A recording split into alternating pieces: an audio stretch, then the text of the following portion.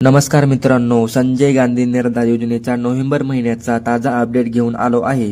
सुरुवातीला महत्त्वाची माहिती म्हणजे काही जिल्ह्यांमध्ये नोव्हेंबर महिन्याचा हप्ता जमा होऊ लागला आहे। अनेक लोकांनी बँकेत मिनी स्टेटमेंट काढून पैसे आल्याचं सांगितलं आहे। काहींना मेसेजही आला आहे, पण अजून बऱ्याच लोकांचे पेमेंट प्रोसेसमध्ये दाखवत आहे। हे अगदी सामान्य कारण आहे।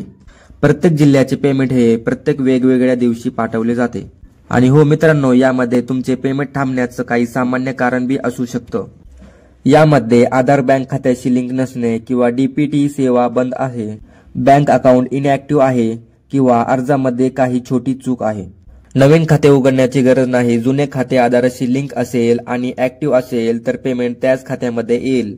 हप्ता साधारणतः 1000 ते 1500 रुपयाच्या दरम्यान मिळतो।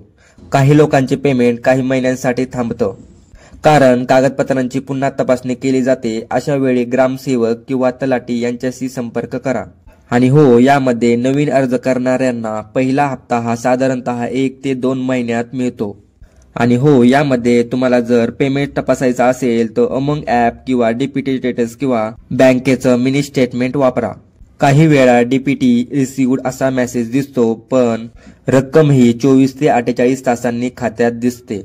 जर पेमेंट बराच दिवस थांबला असेल तर संबंधित कार्यालयात जाऊन आधार लिंक, खाते ऍक्टिव्ह आणि कागदपत्रे तपासणी, छोटी चूक दुरुस्त केली की तुमचा हप्ता सुरू होतो।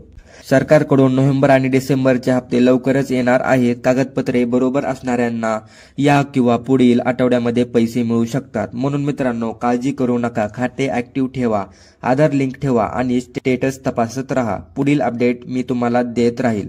व्हिडिओ आवडला असेल तर व्हिडिओला लाईक आणि चॅनलला सबस्क्राईब करून ठेवा, कारण आपल्या चॅनलवरती अशाच प्रकारचे व्हिडिओ येत राहतात। धन्यवाद।